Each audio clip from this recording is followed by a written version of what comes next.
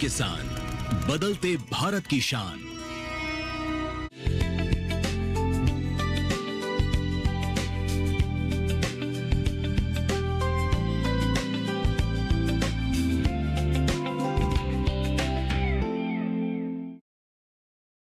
नमस्कार। दूरदर्शन किसान चैनल परिवार की ओर से हमारे सभी दर्शकों को स्वतंत्रता दिवस की हार्दिक शुभकामनाएं।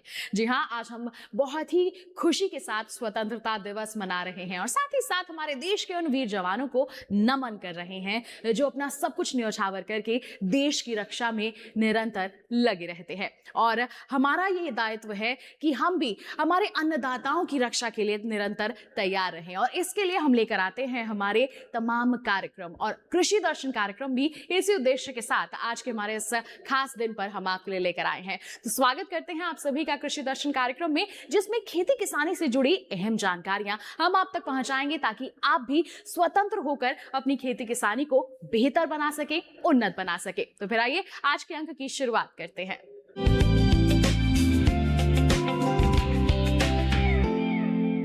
तो आइए कार्यक्रम में नजर डालते हैं सबसे पहले सम्मेलन से प्रगति की ओर पर। माननीय केंद्रीय कृषि एवं किसान कल्याण मंत्री श्री शिवराज सिंह चौहान की पहल पर हरियाली अमावस्या के अवसर पर वृक्ष मित्र परिवारों के द्वारा बता दें आपको, देश के लगभग सभी राज्यों और केंद्र शासित प्रदेशों में 50,000 से भी ज्यादा पौधे लगाए गए। क्या कुछ खास रहा इस महत्वपूर्ण पल के दौरान, आइए उसकी एक झलक आपको दिखाते हैं।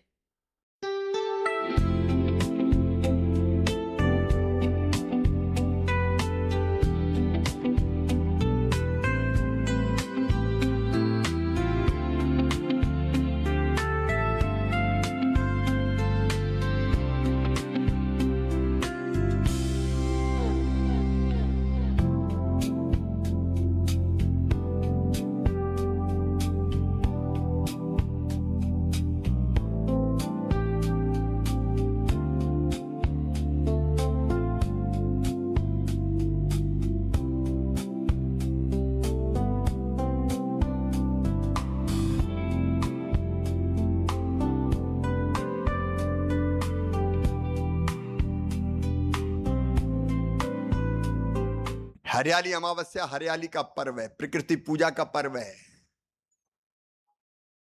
प्रकृति के संरक्षण के संकल्प का पर्व है। कहीं हरेली के रूप में यह मनाया जाता, अलग अलग रूपों में मनाया जाता है। ये धरती के श्रृंगार का पर्व है, हरियाली के सत्कार का पर्व है, मनुष्य को उसकी जड़ों से जोड़ने का पर्व है, प्रकृति के प्रति कृतज्ञता प्रकट करने का पर्व है। सावन का महीना शिव की साधना का पल है और शिव और प्रकृति जुड़े हुए हैं। भगवान शिव की पूजा मतलब प्रकृति की पूजा, वो तो विराजते ही पर्वतों पर है। ये शिव और प्रकृति के मिलन का महीना भी है। भक्त शिव जी का अभिषेक करते हैं तो धरती माता का अभिषेक प्रकृति करती है। और हम सबको बढ़ना है, अगर आगे धरती को सुरक्षित रखना है तो जिसको हम अपनी चेतना कहते हैं उनके साथ अन्याय नहीं चलेगा। आज दिल्ली में 70 लाख पेड़ लगाने का महासंकल्प चल रहा है, 58% पूरा कर दिया आपने। तो आज 31 राज्यों में हमारे साथी पेड़ लगा रहे हैं, वर्चुअल, कई लोग वर्चुअली जुड़े हुए हैं। तो एक अभियान है ये। हमने 3 पर्व तय किए हैं, एक हरियाली अमावस्या, एक गोवर्धन पूजा का पर्व मनाएंगे हम, क्योंकि कन्हैया ने भी यही कहा था, मत पूजो इंद्र को, गोवर्धन को पूजो, वही तो तुम्हें फल देता है, चारा देता है, जिंदगी देता है। और एक पर्यावरण दिवस 5 जून। तो वृक्ष मित्र परिवार ये 3 पर्व मनाएगा। और इस बीच हमने सबसे अपील की, ज्यादा बड़ा काम नहीं करना, अपना काम धंधा भी नहीं छोड़ना, करते करते हमको ये तय करना है कि हम हर जीवन के विशेष अवसर पर पेड़ लगाएंगे। जन्मदिन पर, मैरिज एनिवर्सरी पर अगर हो गई है तो, माता पिताजी हैं तो उनके जन्मदिन पर, अगर नहीं है तो उनकी पुण्य स्मृति में। मां के नाम पेड़ प्रधानमंत्री जी ने आह्वान किया, प्रधानमंत्री जी ने आह्वान किया तो पूरा देश जुट गया। मैं उनके प्रति भी आभार प्रकट करता हूं। दुनिया को बचाने के लिए पर्यावरण की अलख जगा रहे हैं। एक निश्चित राशि पेड़ की अब अभी वो तय करने वाले, वो अगर वो जमा कराएंगे तो उस राशि से पेड़ खरीद के उचित पार्क में, उचित स्थान पर जहां उसकी देखरेख हो वहां लगा दिया जाएगा। और जैसा सिरसा जी बता रहे थे, अपलोड करके बाद में उसको दिखाई भी जाएगा कि आपने ये पेड़ लगाए थे, इसकी ये स्थिति है। लेकिन हम ये भी कोशिश करेंगे कि हम 5 वृक्ष मित्र और बनाएंगे। हम हैं, हम 5 बनाएंगे। ये बड़ा कठिन काम तो नहीं है, कठिन तो नहीं है ये। हम 5 को प्रेरित करेंगे और उन 5 से भी कहेंगे तुम 5-5 को प्रेरित करो। और ऐसे ही 5-5 को प्रेरित करते करते मैं अकेला ही चला था जानिबे मंजिल, मगर लोग साथ आते गए और कारवां बढ़ता गया।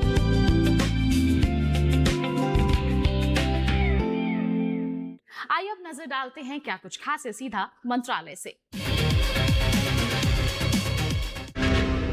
भारतीय कृषि अनुसंधान संस्थान के दलहन एवं तिलहन विभाग के प्रधान वैज्ञानिक डॉक्टर संजीव कुमार झा क्या कुछ खास जानकारी दे रहे हैं दलहनी खेती के संदर्भ में, खासतौर पर अरहर, मसूर और उड़द की खेती के संदर्भ में। जानने के लिए आइए रुख करते हैं कृषि भवन स्थित डीडी किसान स्टूडियो का। नवीनतम जो भी किस्में आ रही हैं दाल की, खास तौर से इन तीनों दालों की, उनके बीज को तैयार किया जाए और किसानों के बीच में उन बीजों को वितरित किया जाए। किसान भाई उन बीजों को लेंगे, लगाएंगे अपने खेतों में, तो निश्चित रूप से उनको फायदा होगा।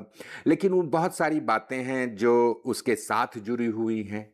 जैसे आपको जानकारी चाहिए, जानकारी देने के लिए भी व्यवस्था है कि आप पहले उस चीज़ से सहमत हों। तो सहमत करने के लिए किसान भाइयों, आपके लिए जो कार्यक्रम इस मिशन के तहत है प्रदर्शन का, तो प्रदर्शन 3 स्तर पे किया जा रहा है वैज्ञानिकों के द्वारा। जो वैज्ञानिक किस्मों के निर्माता हैं, जो किस्म बनाते हैं, उनके द्वारा ही किसानों के खेतों पे नवीनतम किस्मों की जो अग्रिम पंक्ति प्रदर्शन है वो लगाया जाएगा। लगाया भी जा रहा है, पिछले वर्ष लगाया गया है, आगे भी लगाए जाएंगे। इसके अलावा जो हर जिले में कृषि विज्ञान केंद्र स्थित है, भारत सरकार के खर्चे से ये कृषि विज्ञान केंद्र हर जिले में स्थापित किया हुआ है। तो इनके लिए माध्यम से भी हम क्लस्टर फ्रंटलाइन डिमॉन्स्ट्रेशन, यानी कि एक समूह में इसका प्रदर्शन करेंगे, जो नवीनतम किस्में हैं, जो नवीनतम तकनीकी हैं। और इसके अलावा जो तीसरा स्तर रहेगा वो राज्य सरकार, जो कृषि विभाग है, उनके माध्यम से ब्लॉक डिमॉन्स्ट्रेशन बड़े स्तर पे और किया जाएगा। यानी 3 तरह के डिमॉन्स्ट्रेशन किए जाएंगे, प्रदर्शन किए जाएंगे। इसके बाद आती है बात कि किसानों को प्रशिक्षण दिया जाना। तो प्रशिक्षण के लिए भी काफ़ी बड़ा विस्तृत कार्यक्रम लिया गया है कि ये अमूमन लगभग हर साल 1-1 लाख प्रशिक्षण आयोजित किए जाएंगे। और एक प्रशिक्षण में कम से कम अगर 30 लोग भी रहते हैं तो 6 लाख प्रशिक्षण से कम 1 करोड़ 80 लाख किसान प्रशिक्षित होंगे। ये बहुत बड़ी संख्या है।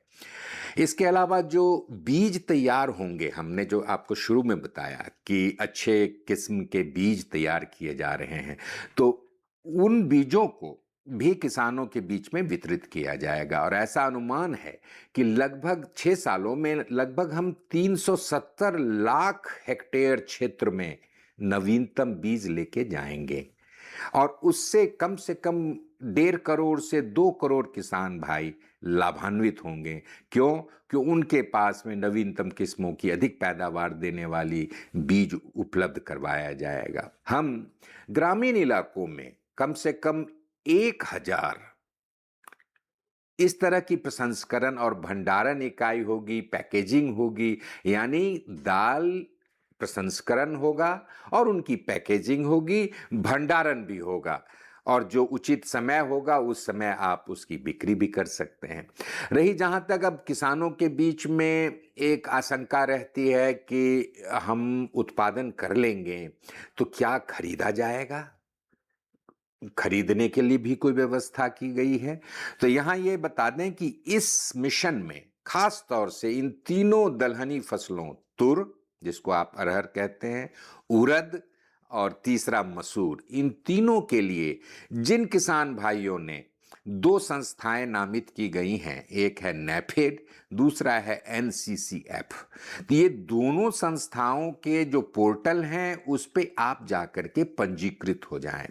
आप दलहन उगाने वाले किसान पंजीकृत हो जाएंगे और तो आपके संपर्क में वो लोग आकर के आपसे वो मंडियों में, जहां भी वो एक जगह निर्धारित किया जाएगा, उन जगहों पर आप अपना सामान लेके जाएंगे और 100% आपके उत्पादों की खरीद की जाएगी। नवीनतम किस्मों को, उनके उन्नत बीजों को अपनाएंगे, फिर आप उनके साथ साथ प्रशिक्षण लेकर के जो भी हमारी प्रबंधन की तकनीकें हैं पैदावार बढ़ाने वाली, उनका उपयोग करेंगे तो निश्चित रूप से राष्ट्रीय औसत पैदावार भी दाल की बढ़ेगी, जो 2023-24 में 881 किलोग्राम प्रति हेक्टेयर था। ये हमारा लक्ष्य है कि हम उसको 1050 किलोग्राम, और अगर आप एकदम स्पेसिफिक बात करें तो 1048 किलोग्राम, लगभग वही 1050 किलोग्राम का लक्ष्य हम लोग लेके चल रहे हैं कि प्रति हेक्टेयर औसत पैदावार।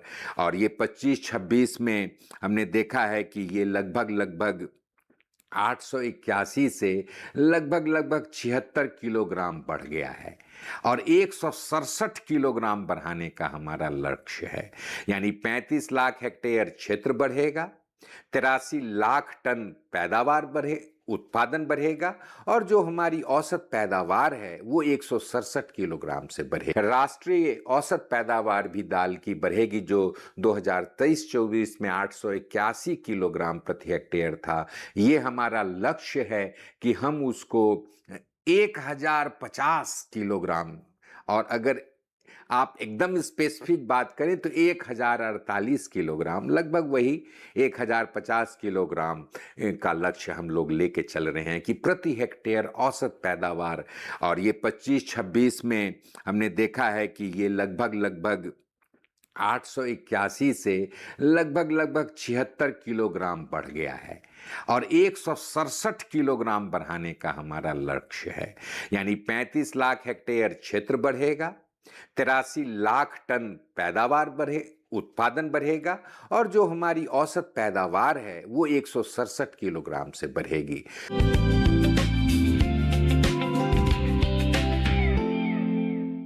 कार्यक्रम में फिलहाल वक्त हो चला है एक छोटे से ब्रेक का।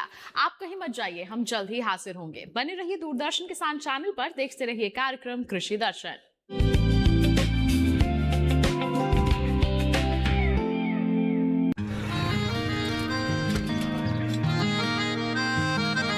क्या बात है भाई, आजकल तो काफी खुश नजर आ रहे हो। क्यों ना हो, अब मैं ऑर्गेनिक खेती जो कर रहा हूँ ये पूरा प्राकृतिक है, ऑर्गेनिक है। इसमें हमारे खेत, हमारी फसल और हमारी जेब सब फायदे में होते हैं और इसमें लागत भी कम है। जी हाँ, आप भी ऑर्गेनिक खाद का प्रयोग करें, अपनी फसल और मिट्टी को तंदुरुस्त बनाएं और आपकी आमदनी में इजाफा करें। अधिक जानकारी के लिए किसान call centre toll free number 1800-180-1551 पर कॉल करें और लॉग ऑन करें kisan.gov.in और farmer.gov.in। कृषि और किसान कल्याण मंत्रालय द्वारा किसान हित में जारी।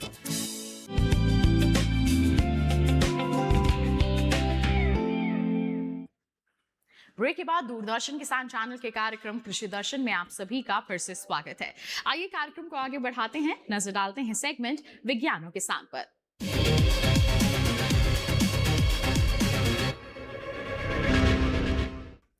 किसान भाइयों बहनों, धान की खेती की बात हो तो इसमें कई तरह के कीट लगते हैं, रोग लगते हैं। किस तरह से इनका उपचार किया जा सकता है, कैसे इनकी रोकथाम की जा सकती है, इस संदर्भ में विस्तृत जानकारी दे रहे हैं डॉक्टर विष्णु बाया, वरिष्ठ वैज्ञानिक, पादप रोग विज्ञान संभाग, IRI पूसा, नई दिल्ली से। किसान भाइयों, इस समय खेत में फसल जो है लगभग 1 महीने की हो गई है रोपाई के पश्चात, और इस समय जो कुछ रोग जो आने की संभावना है या अभी आ रहे हैं, उनमें से प्रमुख है धान प्रध्वंस या धान ब्लास्ट रोग भी हम इसको बोलते हैं। इसके लक्षण पत्तियों में गांठों पर और ग्रीवा पे देखी जा सकती है। पत्तियों पे नाव या आँख के आकार के धब्बे बनते हैं जो अनुकूल परिस्थिति में आपस में मिल जाते हैं और पूरी पत्ती को झुलसा देते हैं। गांठ प्रध्वंस में गांठ काली होकर टूट जाती है, और गर्दन तोड़ जो रोग है उसमें पुष्पगुच्छ के गर्दन पर काले धब्बे बनते हैं जो आप बाद में पुष्पगुच्छ वहाँ से टूट जाता है। अगर खेत में अभी आपको इस रोग के लक्षण दिखाई दे रहे हैं तो ये जो लीफ ब्लास्ट की स्टेज में आप ट्राइसाइक्लाजोल का उपयोग कर सकते हैं 1 ग्राम प्रति लीटर पानी की दर से। ये 200 लीटर पानी में 100 ग्राम आप इसको ले सकते हैं। बट उसके बाद की अवस्था में 1 महीने के बाद इसका उपयोग नहीं करना है। उसके बाद में अगर धान में ब्लास्ट रोग दिखाई देता है तो आप टेबुकोनाजोल और ट्राइफ्लॉक्सीस्ट्रोबिन का एक मिक्सचर होता है 75 WG, आप उसका उपयोग कर सकते हैं। उसका 0.5% 5 ग्राम प्रति लीटर पानी की दर से आप उसका छिड़काव करें। जो दूसरा रोग है जो बासमती धान में मुख्यतः देखा जाता है उसको बकाने कहते हैं। बकाने रोग के लक्षण में पौधा सामान्य से अनियमित रूप से लंबा हो जाता है, वो देखने में पीला पतला होता है और ऐसे पौधे बाद की अवस्था तक जीवित नहीं रहते हैं, वो सूख जाते हैं। अगर ये पौधे बाद की अवस्था तक जीवित भी रहते हैं तो इनमें बालियां नहीं बनती हैं। तो अभी रोपाई के पश्चात खेत में ये रोग देखी जा सकती है। अगर ये कुछ ही पौधे अगर इस बीमारी से ग्रसित है तो आप उसको सावधानी से उन पौधों को निकाल के गड्ढों में आप उनको दबा दें। अगर ये रोग खेत में ज़्यादा फैला हुआ है तो आप एक जो अभी कवकनाशी बताया टेबुकोनाजोल और ट्राइफ्लॉक्सीस्ट्रोबिन 75 WG का 1 ग्राम प्रति लीटर पानी की दर से घोल बनाकर आप इसका छिड़काव कर सकते हैं। जो तीसरी बीमारी है जो किल्ले फूटने की अवस्था में मुख्यतः खेतों में आती है उसको आछा झुलसा या शीत ब्लाइट रोग कहते हैं। यह रोग खेत की पहले की परिस्थितियों पर भी निर्भर करता है। आपने अगर खेत में साफ सफाई अच्छी रखी है और पहले ये रोग नहीं आया तो आने की संभावना कम होती है। अगर इस रोग के लक्षण मुख्यतः पर्णछद पर दिखाई देते हैं जो कि पर्णछद पर अंडाकार या गोलाकार धब्बे होते हैं और वो बाद में आपस में मिल जाते हैं और ये धब्बे ऊपर की ओर बढ़ते हैं और पौधों को झुलसा देते हैं। अगर खेत में आपको इस तरीके के लक्षण दिखाई देते हैं तो एक फफूंदीनाशक है हेक्साकोनाजोल, आप उसका 2 ग्राम प्रति लीटर पानी की दर से छिड़काव कर सकते हैं। खरपतवारों का नियंत्रण मुख्य है इस रोग के लिए। आप लोग संतुलित उर्वरकों का प्रयोग करें तो खेत में रोग की तीव्रता जो है वो कम हो जाएगी। चौथा जो रोग अभी इस समय खेत में देखा जाता है वो बैक्टीरियल ब्लाइट या पत्ती जीवाणु झुलसा रोग है। इसके 2 अवस्था होते हैं, एक नर्सरी में आता है और ट्रांसप्लांटिंग के कुछ दिन के बाद क्रेसिक अवस्था और बाद में पत्ती झुलसा अवस्था होती है। पत्ती झुलसा अवस्था में पत्तियों के सिरे से जो नीचे की ओर लहरदार धब्बे बनते हैं और ये पुआल या राख के रंग के ये धब्बे जो होते हैं बाद में पत्तियों को पूरा झुलसा देते हैं। अगर खेत में इस तरीके के लक्षण हैं और खेत में पानी भरा हुआ है तो आप खेत से पानी निकाल दें और खेत को भरने और सूखने की प्रक्रिया को बना के रखें। और फिर भी ये बीमारी बनी रहती है तो आप लोग स्ट्रेप्टोसाइक्लिन का यूज़ कर सकते हैं 100 ppm की दर से और उसके 1 हफ्ते के अंतराल में आप कॉपर ऑक्सीक्लोराइड का 2.5 ग्राम प्रति लीटर पानी की दर से छिड़काव कर सकते हैं। एक जो बीमारी है जो अभी बहुत महत्वपूर्ण हो चुकी है और बाली निकलने के बाद आती है, वो है फॉल्स स्मट। किसान भाई इसको हल्दी रोग भी बोलते हैं। इस रोग में जो दाने हैं उनका आकार सामान्य से 2 से 3 गुना या 4 गुना बड़ा हो जाता है और ये जो दाने हैं पहले पीले रंग के हो जाते हैं, बाद में गहरे हरे या काले रंग के हो जाते हैं। जिन किसान भाइयों के खेत में पहले ये बीमारी आई है उनको इसके लिए सावधानी बरतनी है। इस रोग में छिड़काव का विशेष महत्व है और छिड़काव के समय का भी। अगर बालियां जो 50% निकली हो और 50% निकलनी बाकी हो, उस समय अगर आप छिड़काव करते हैं तो ये इसके लिए उपयोगी होता है। छिड़काव के लिए आप लोग प्रोपिकोनाजोल का 1 ml प्रति लीटर पानी की दर से या कॉपर ऑक्सीक्लोराइड का 2.5 ग्राम प्रति लीटर पानी की दर से भी छिड़काव कर सकते हैं। किसान भाई खेत की निगरानी करते रहें। 1-2 पौधों में अगर रोग दिखाई देता है तो छिड़काव की ज़रूरत नहीं है।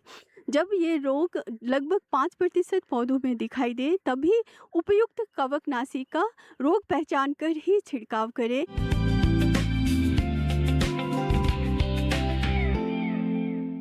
कार्यक्रम में फिलहाल रुक रहे हैं एक और छोटे से ब्रेक के लिए। आप कहीं मत जाइए, हम जल्द ही हाजिर होंगे। बने रहिए दूरदर्शन किसान चैनल पर, देखते रहिए कार्यक्रम कृषि दर्शन।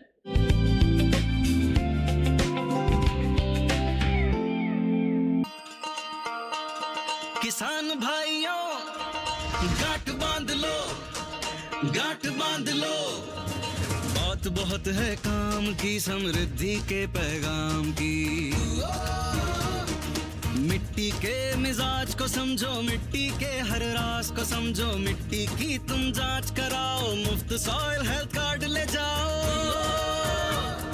कभी मुनासिब बीज लगाओ, सही किस्म की खाद ले आओ, जितनी जरूरी उतनी डालो, सही मात्रा खुद पहचानो, इसको अपना मंत्र बना लो, मिट्टी की सेहत तो जानो। बात बहुत है काम की, कम लागत अधिक वरदान की। किसान भाइयों गांठ बांध लो, आज ही मिट्टी की जांच कराएं। राज्य सरकार के कृषि अधिकारी से संपर्क करें और मुफ्त में सॉइल हेल्थ कार्ड पाएं। कृषि और किसान कल्याण मंत्रालय द्वारा किसान हित में जारी।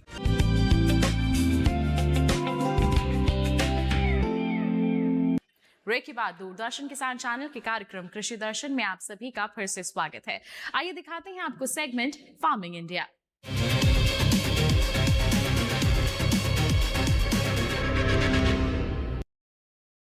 आइए अब रुख करते हैं एआई एंकर कृष का और जानते हैं कि पपीते की खेती के संदर्भ में वो क्या कुछ खास जानकारी आपके लिए लेकर आए हैं।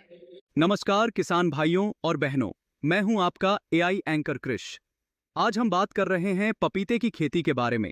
अगर आप ऐसी बागवानी फसल की तलाश कर रहे हैं जो अपेक्षाकृत कम समय में उत्पादन देना शुरू कर दे और जिसकी बाजार में अच्छी मांग रहती हो, तो पपीते की खेती आपके लिए अच्छा विकल्प हो सकती है। पपीते का इस्तेमाल फल के साथ साथ सब्जी, जूस और कई खाद्य उत्पादों में भी किया जाता है। पपीते की खेती के लिए गर्म और अनुकूल जलवायु अच्छी मानी जाती है। इसके लिए ऐसी मिट्टी चुनें जिसमें पानी की निकासी अच्छी हो, क्योंकि खेत में लंबे समय तक पानी जमा रहने से पौधों की जड़ों को नुकसान पहुंच सकता है। खेत की तैयारी के समय अच्छी तरह सड़ी हुई गोबर की खाद या कंपोस्ट का इस्तेमाल किया जा सकता है।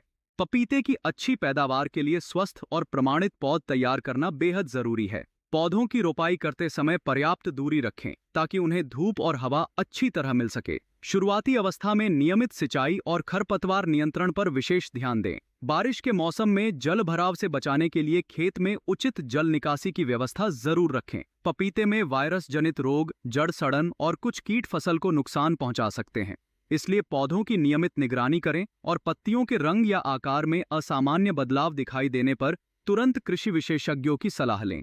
सही किस्म, अच्छी पौध, संतुलित पोषण, उचित सिंचाई और समय पर रोग कीट प्रबंधन अपनाकर किसान पपीते की खेती से बेहतर उत्पादन हासिल कर सकते हैं। इसी तरह कृषि और किसानों से जुड़ी हर महत्वपूर्ण जानकारी के लिए हमारे साथ जुड़े रहिए और देखते रहिए डीडी किसान। धन्यवाद।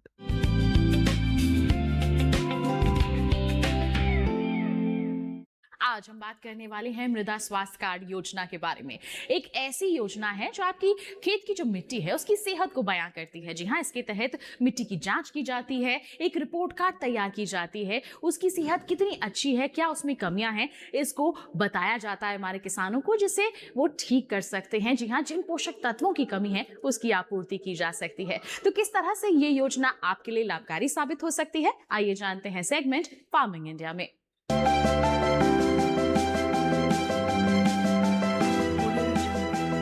मिट्टी की कमजोर सेहत का असर फसलों की पैदावार और गुणवत्ता दोनों पर पड़ रहा है। साथ ही फसल लागत भी बढ़ती जा रही है। इसी समस्या के समाधान के लिए केंद्र सरकार ने 2015 में सॉइल हेल्थ कार्ड यानी मृदा स्वास्थ्य कार्ड योजना शुरू की थी। ये वही साल था जिसे अंतर्राष्ट्रीय मृदा वर्ष के रूप में मनाया गया। एक ऐसी योजना जो खेत की मिट्टी में कमजोरियों का भी पता लगाती है और बताती है कि मिट्टी में कौन से पोषक तत्व की कमी हो रही है। ज्यादा फसलें, उर्वरकों और कीटनाशकों का अंधाधुंध और असंतुलित इस्तेमाल मिट्टी की उपजाऊ शक्ति को लगातार कमजोर कर रहा है। जानकारी की कमी से किसान खेतों में रासायनिक उर्वरकों का इस्तेमाल कर रहे हैं, भले ही उस उर्वरक की जरूरत हो या न हो। किस खेत की मिट्टी को कौन सा तत्व चाहिए और कौन सा नहीं, ये सब जानने के लिए उसकी जांच जरूरी है। मृदा स्वास्थ्य कार्ड यही काम करता है। ये योजना पूरे देश में लागू है और मिट्टी की जांच के लिए देश भर में ही मिट्टी जांच की प्रयोगशालाएं स्थापित की गई हैं। जांच के बाद मिट्टी के गुण दोष की सूची तैयार होती है और फिर किसान को ये बताया जाता है कि उन्हें खेत में कौन सा पोषक तत्व कितनी मात्रा में डालना चाहिए।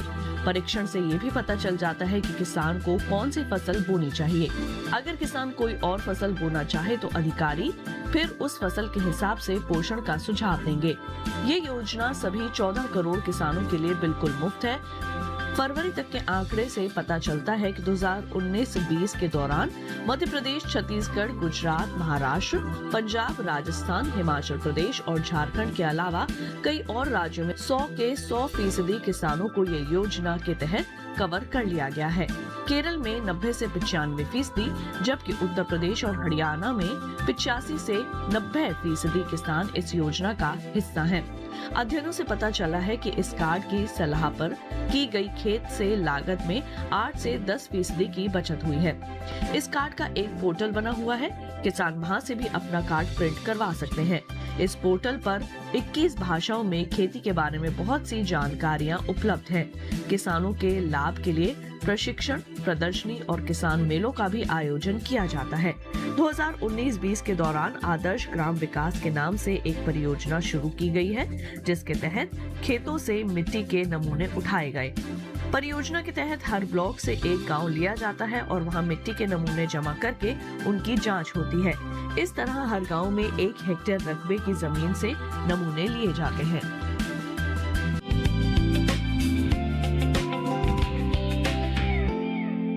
तो ये था आज का कार्यक्रम कृषि दर्शन। उम्मीद करते हैं कि आज के कार्यक्रम में दी गई जानकारियां आपके लिए लाभकारी साबित हुई होंगी। बता दें आपको, अगर कार्यक्रम के लिए कोई सवाल या सुझाव आपके पास है, हम तक पहुंचाइए। ईमेल कीजिए हमें krishidarshan@gmail.com ईमेल आईडी है हमारी।